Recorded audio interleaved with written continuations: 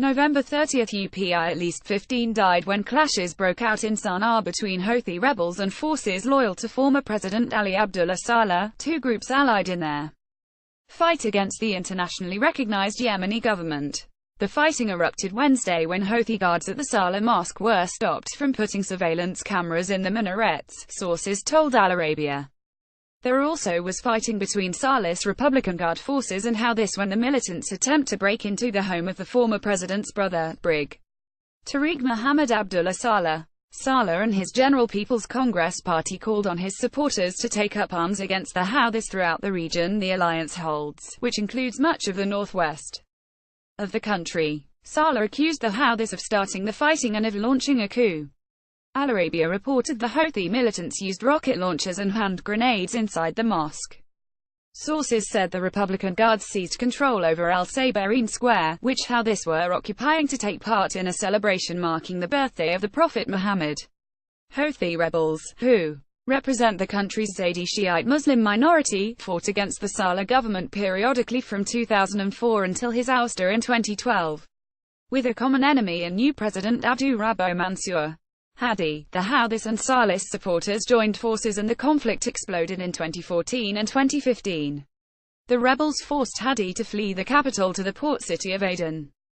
In February 2015, the rebel alliance formed a joint government. In November 2016, the National Salvation Government, a coalition of 8 Arab countries mostly Sunni Muslims led by Saudi Arabia, took up the fight to restore Hadi to power in March 2015.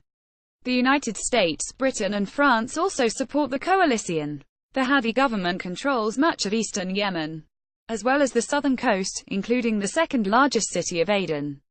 The fighting has led to a humanitarian crisis in Yemen, where civilians are facing famine and disease. A Saudi blockade on rebel-held ports in Yemen earlier this month meant civilians already lacking food and medicine found supplies even more scarce. Saudi Arabia reopened some ports last week, but humanitarian organizations said it wasn't enough. British Prime Minister Theresa May on Thursday held talks with Saudi King Salman and called on his government to allow all commercial supplies to enter Yemen. They agreed that steps needed to be taken as a matter of urgency to address this and that they would take forward more detailed discussions on how this could be achieved, a statement from the Prime Minister's office said. The Saudi coalition closed all airports and seaports earlier in November after a thwarted Houthi ballistic missile attack on Riyadh led to suspicion that Houthis were smuggling arms into Yemen. Saudi media reported Thursday that the country's air defenses shot down another Houthi-fired missile. Houthi media said the missile hit a Saudi military target.